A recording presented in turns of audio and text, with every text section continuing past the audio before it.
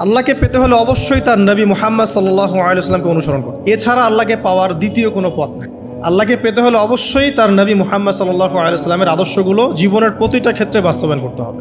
চলাফেরা, ওঠা বসা, খাওয়া দাওয়া, ইস্তেঞ্জা করা, মুআমালাত, ব্যবসা বাণিজ্য, অর্থনীতি, সমাজ, রাষ্ট্র, সব ক্ষেত্রে আপনাকে মুহাম্মদ সাল্লাল্লাহু আলাইহি ওয়াসাল্লামের তরিকা, আদর্শটাকে ফলো করতে হবে। তাহলে আপনি আল্লাহকে পাবেন ইনশাআল্লাহ। যে ব্যক্তি আল্লাহকে পেয়েছে সে দুনিয়াও পেয়েছে, আখিরাতও পেয়েছে। যে আল্লাহকে পায় নাই, দুনিয়াও বরবাদ, আখিরাতও বরবাদ। এক নাম্বার তাহলে কি কাজ? আল্লাহ পাকের সর্বশেষ নবী মুহাম্মদ সাল্লাল্লাহু আলাইহি ওয়াসাল্লামকে অনুসরণ করা, তার আদর্শ মেনে চলা, এক নাম্বার। দুই নাম্বার হচ্ছে 5 ওয়াক্ত নামাজ। আল্লাহকে পেতে হলে নামাজ লাগবে। নামাজ নাই, আল্লাহ নাই। ওয়াস্তাঈনু বিস-সাবরি ওয়াস-সালাহ, তোমরা সবর এবং সালাতের মধ্য দিয়ে আল্লাহর সাহায্য প্রার্থনা করো। আমরা এই জন্যই নামাজে বলি ইয়াকা না'বুদু ওয়া ইয়াকা নাস্তাঈন, আমরা শুধু আপনারই ইবাদত করি এবং আপনার কাছেই সাহায্য প্রার্থনা করি।